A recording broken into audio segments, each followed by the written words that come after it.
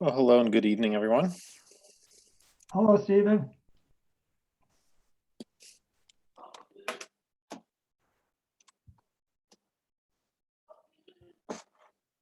I get a little bit more light over here. Give me 1 second.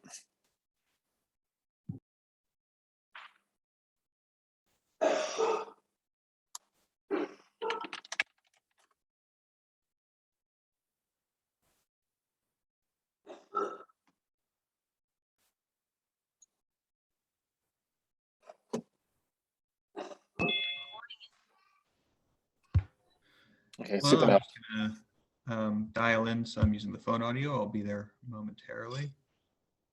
Alrighty. Thanks for letting us know, Adam.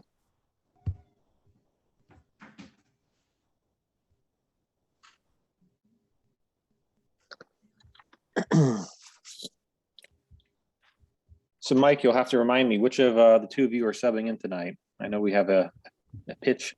I'm a subber. You're a subber. All right. Well, we appreciate you coming out tonight. Oh, yeah.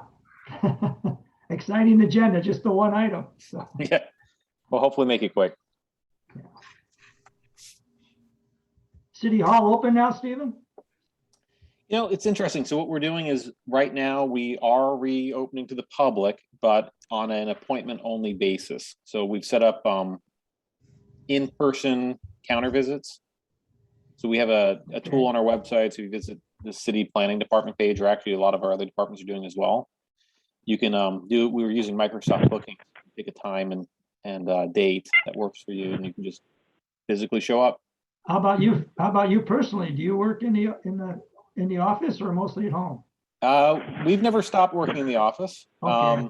But I'm occasionally working remotely when it makes sense on usually Wednesdays and Thursdays. Okay, good. All right, well, I'm seeing that we're joined by our second planning commissioner, so let's go ahead and get started. Hi. Thank you for joining us. Is Stuart not here? Mike is actually substituting for Stuart tonight. He had a conflict of interest. Oh, okay, cool. Hi, Mike. Hey, Adam. All righty. So we've got a short agenda tonight, just one item on the SARC. I'm going to pull up my presentation here. Yeah, so the first and only item is 2041 South Winchester Boulevard. Just to help familiarize ourselves with the location. So this is located behind Merrill Gardens in Campbell. So it is west of Winchester. It's on the west side of Winchester Boulevard, behind Merrill Gardens, which is a mixed-use assisted living community here in Campbell, and it's also located south of West Campbell Avenue. The project site is zone PD or planned development. It has a central commercial land use designation. It's in the Winchester Boulevard master plan, I should mention. And what we're talking about tonight is almost effectively a reinstatement of an existing fake tree pole or faux tree pole facility here in Campbell. And as you're seeing here in the pictures, it's kind of hard to see even from the street. This is kind of effectively a perspective even from on site. I'm taking this from the parking lot over here at the gas station, Arco gas station, or a little bit off to that. And then you're seeing it at a distance. It's kind of blending with the canopy of trees, but as you zoom in, you can effectively see the canopy of that facility.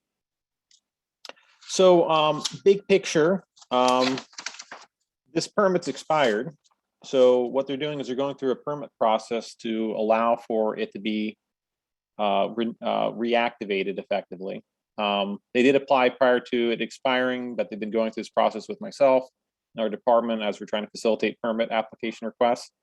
Our code formally recognizes it as a concealed facility, as it does add the physical site improvement. In this case, it's a tree.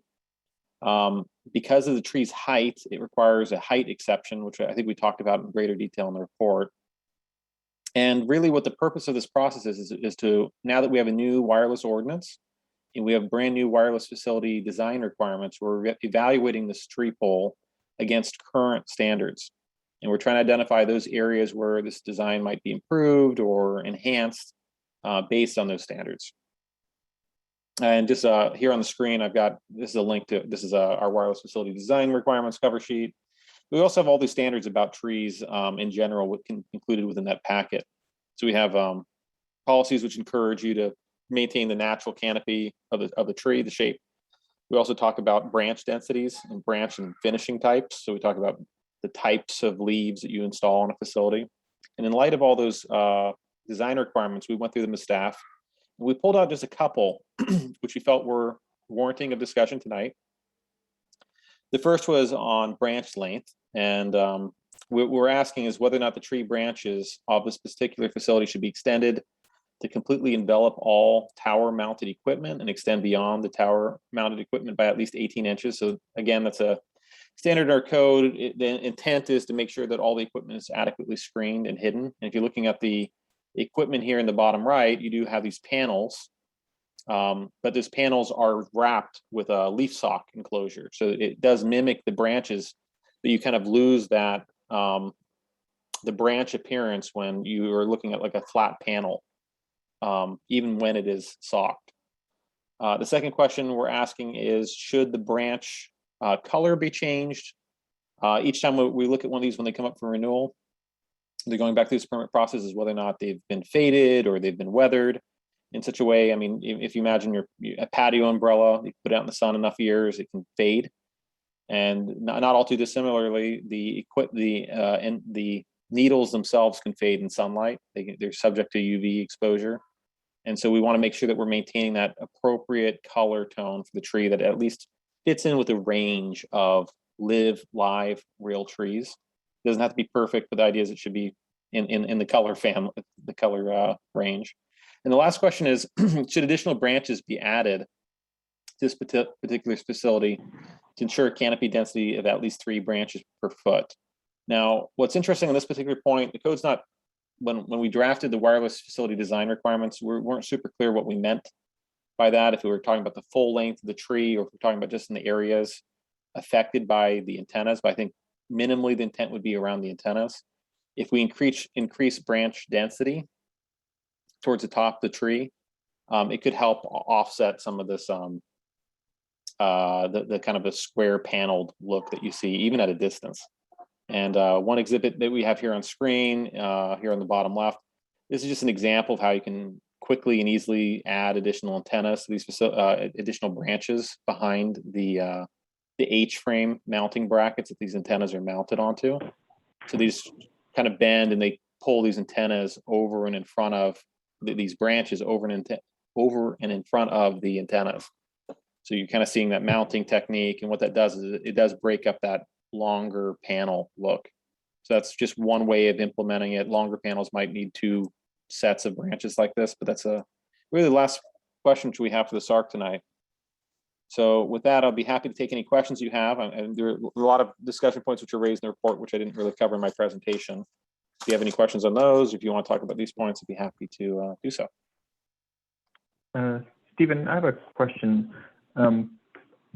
So is this going to, I see this as I think a PLN item number. That means does that mean it's a discretionary approval at some point? That's correct. So it is a discretionary planning entitlement. It's a conditional use permit site and architectural review.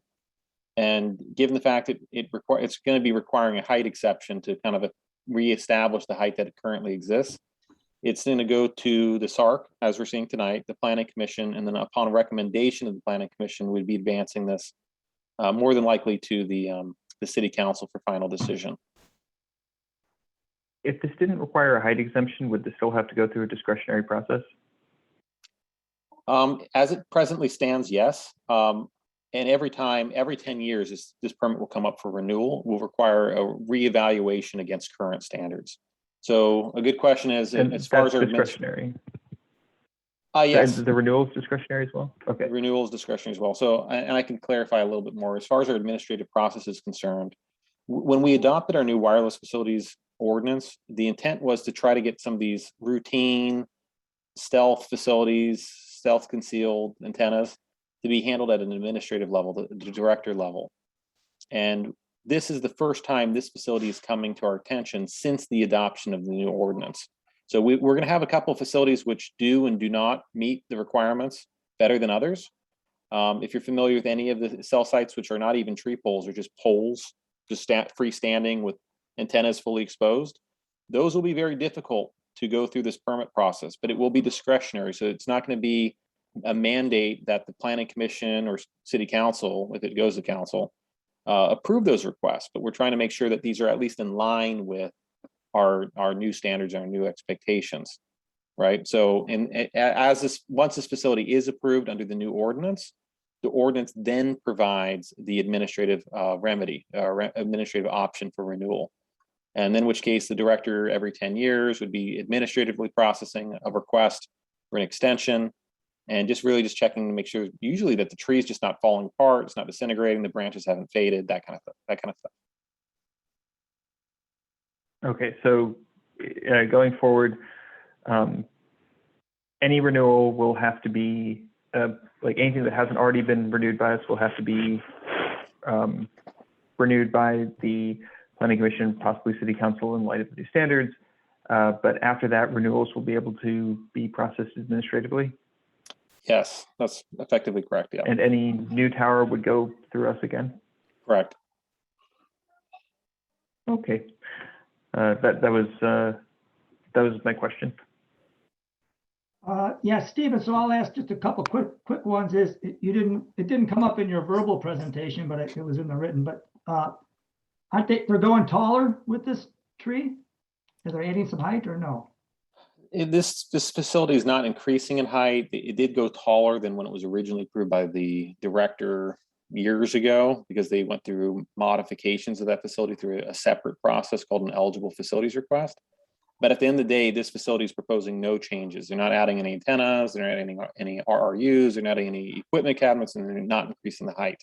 The height exception is required because it's taller than what the city would otherwise allow, and because it's going through a brand new entitlement process, because it's not subject to the extension process at this time, because we adopted a new ordinance, it is for one time having to go through to reestablish that height that's been granted.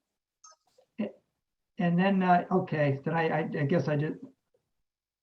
That's good to know. I had a different impression, but maybe I'm getting confused with our next item on our regular agenda. But in your written presentation here, Stephen, you had this, I'm trying to get to it, the graph with the coverage area. And I didn't know what the two shades, there's the blue and the pink, and then there's a deeper blue and a deeper pink within that. What is that showing us? So let me go ahead and jump there real quickly, and I can show that we're all right at the bottom, at the very end of the presentation. Yeah, I just want to make sure we're all seeing the same thing and talking the same language. I think I'm sharing right now. Interesting, it's not outlining. Yeah, that's working. Yeah, good. Okay, well, great. So yeah, so these are showing coverages. Our applicant can maybe speak to them a little bit better. They're a little bit different than from what I've typically seen.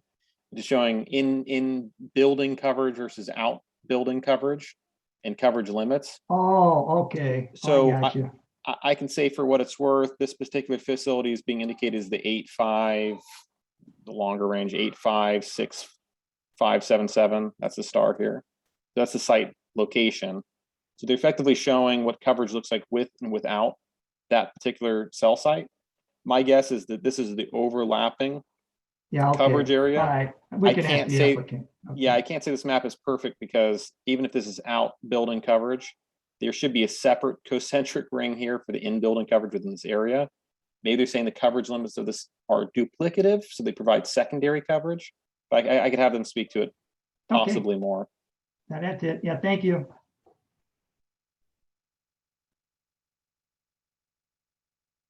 And any other questions from the commissioners before we kind of kick it over to our I do see Nicole is in attendance tonight representing the applicants team. Maybe she could speak to the these RF exhibits.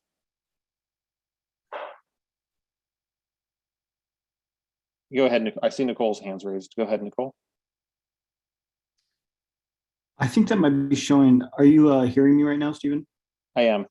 I don't know why it's showing as Nicole, probably because I maybe came in through that link or something, but this is Jake Hamilton, the applicant.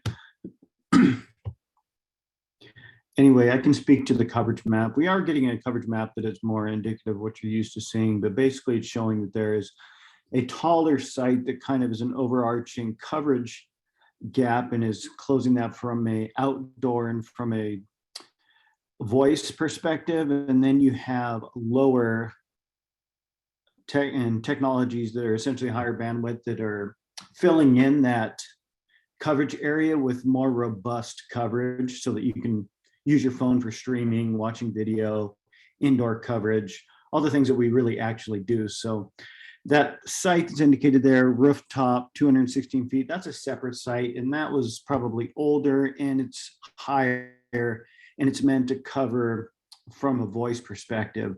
Whereas within that large ring, you're going to have a lot of lower sites that are going to fill in that density so that you can actually use your phone for the things that we all use them for, more of the data type of uses. Yes, if I'm understanding correctly, this is a macro site. So this is, I think, in the Prune Yard office towers, just based on its location. It's up on one of the upper floors, or maybe even on the roof, as Maybe on the indicated. roof, yeah. And yeah, so it's providing broad coverage to make sure that people can at least do basic phone calls, but this would be more of your high speed, it looks like. And the reason for the separate color maps, I don't think we got into that, but this effectively, the pink is the T-Mobile coverage and the AT&T consistent with branding is the blue. Oh, yeah, no, I knew the red and blue. It was just the deeper colors. Jake, can I ask you who actually is the applicant? Is this Crown Castle? Is it AT&T? Is it? It is Crown Castle. They own the infrastructure. So in other words, they own the tower. They lease space to AT&T and T-Mobile. And then we pay rent to the landlord, or sometimes we have a permanent easement that we've paid years ago for a one-time fee. I believe this one is a landlord lessee type of relationship where we're paying a landowner and then we sublease space on the tower to tenants who would be the carriers. Where is who again? Crown Castle? Yeah, Crown Castle is a tower company, essentially. Right. I understand that, but I'm just trying to say, who are you? You are with Crown Castle? That's right. They Okay. hire me. That's all essentially. I'm asking. Yeah, I Yep, couldn't I'm tell. Crown. Thank you. Thank you.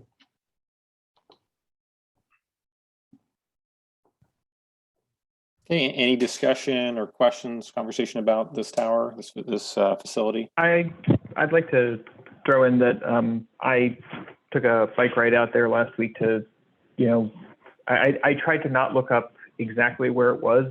I just knew that it was on the west side of Winchester in that area.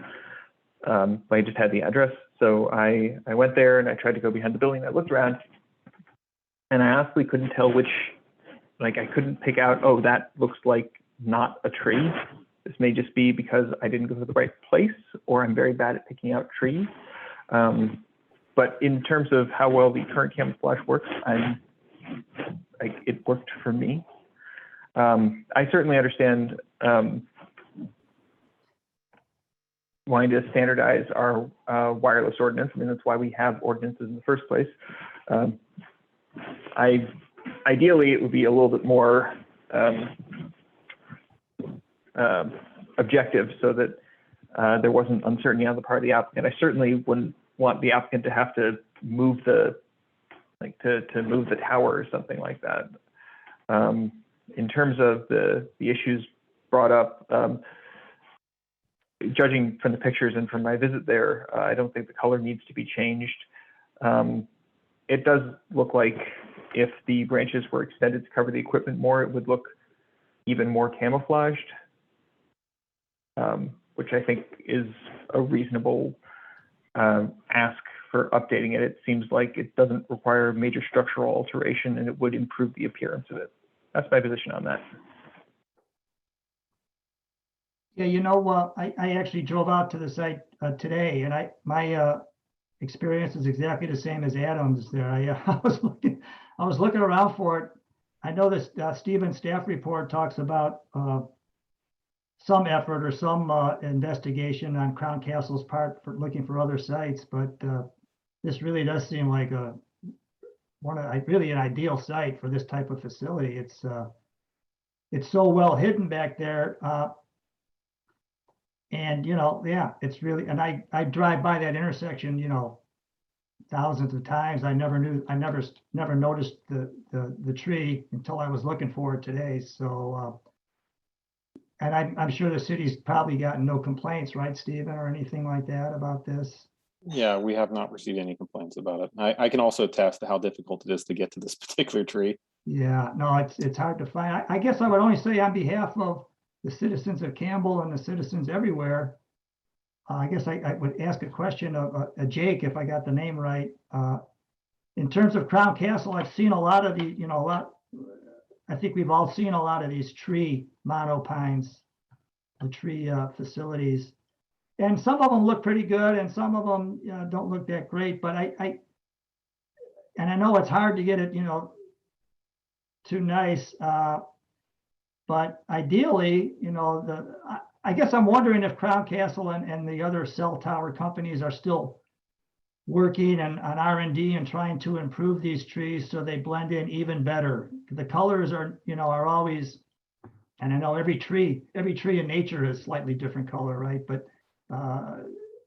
I think the colors in general can blend in better on almost every site I've seen.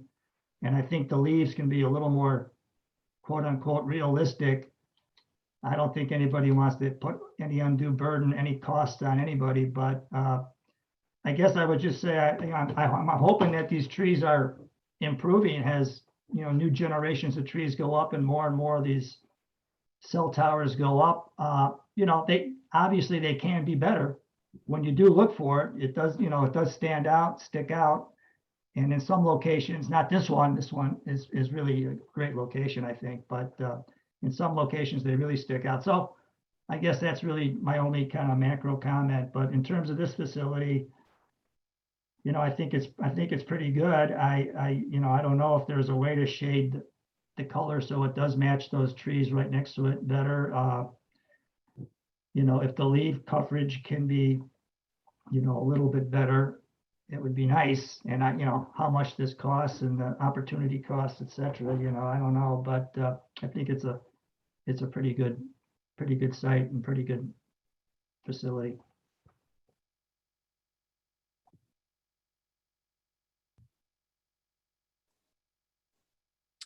And yeah, I think go ahead and respond.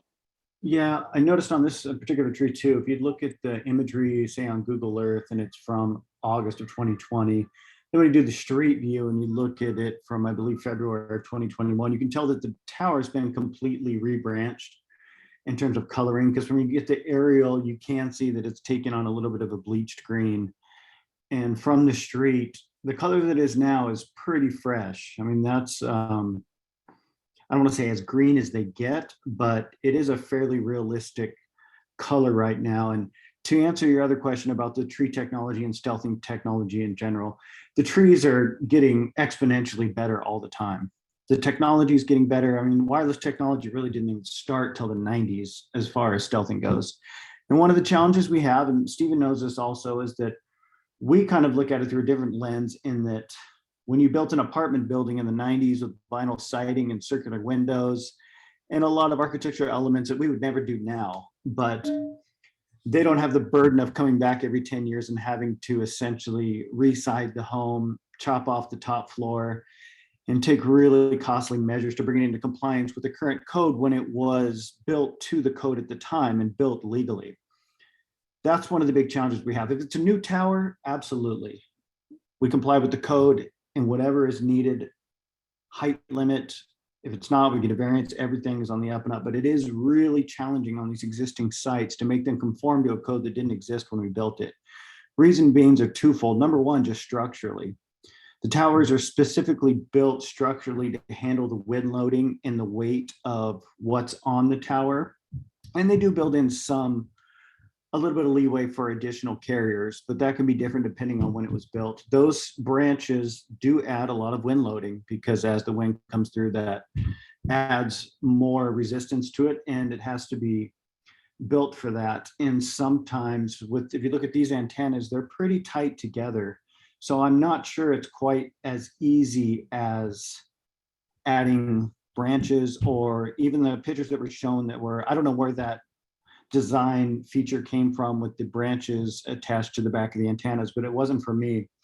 And not that it can't be done, but that's something that you kind of have to start from ground zero and do a structural analysis of the tower, see what can and can't be done. And very often it does come down to needing a tower replacement, and that can be a $500,000 to $1 million proposition that changes the entire scope that obviously we want to avoid for, capital reasons, which do matter to us. And sometimes that doesn't matter to the jurisdiction, the capital cost, but obviously to us, that is extremely important. So we want to be able to maintain the existing tower.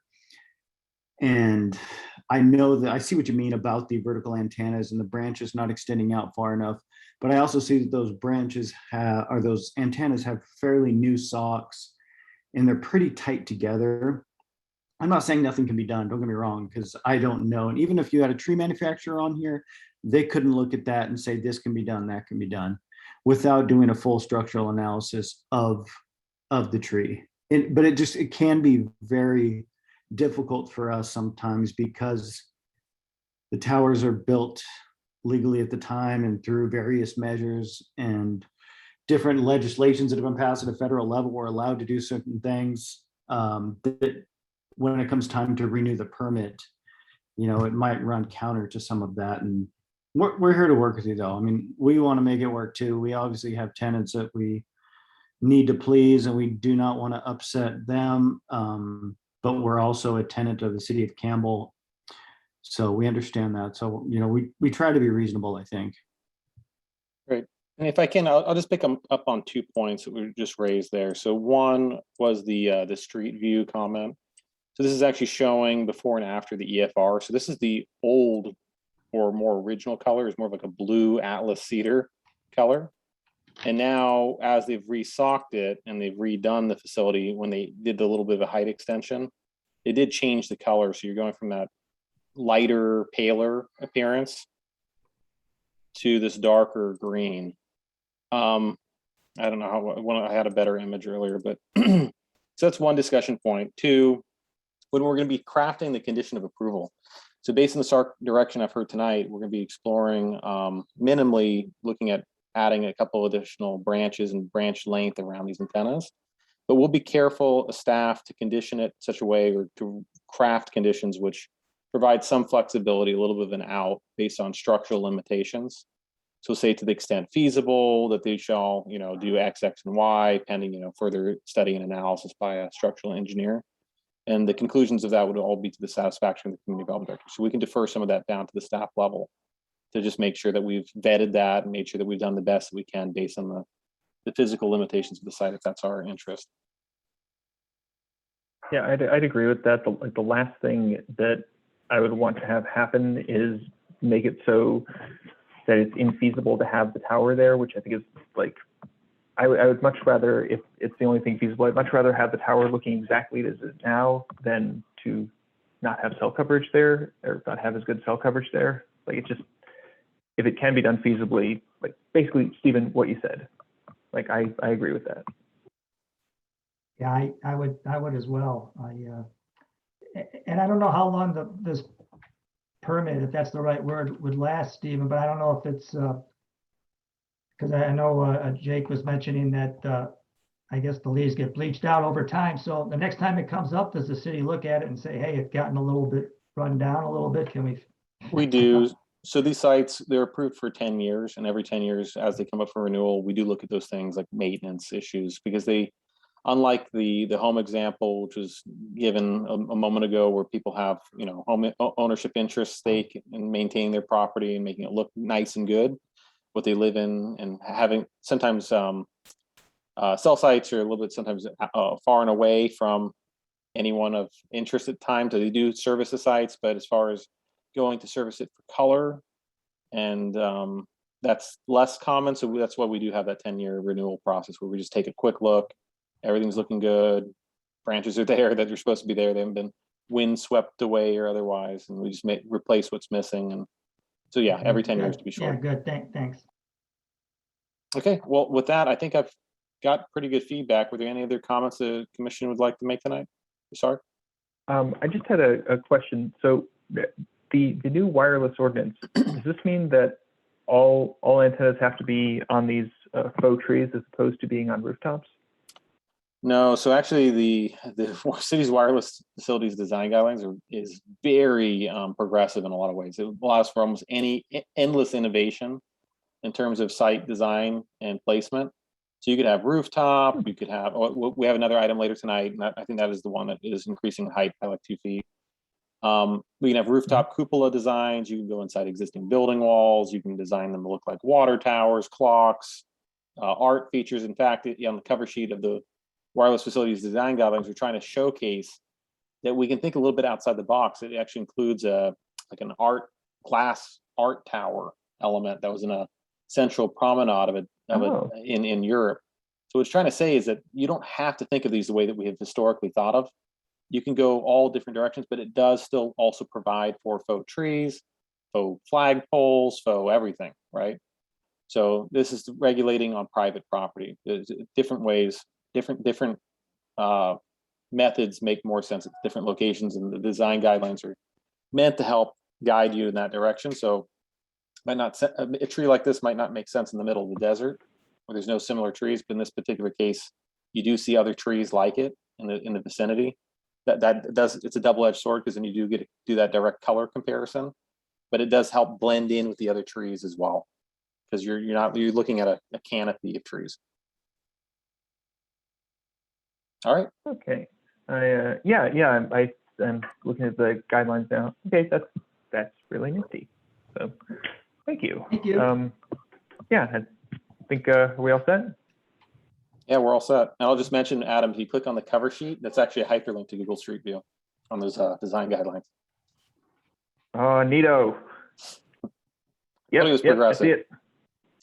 All righty. Nice. You guys have a great evening. All I'll right. see you tonight Thanks at to the 7:30. applicant. Thank you. Thanks. It's 7:30. Thank you.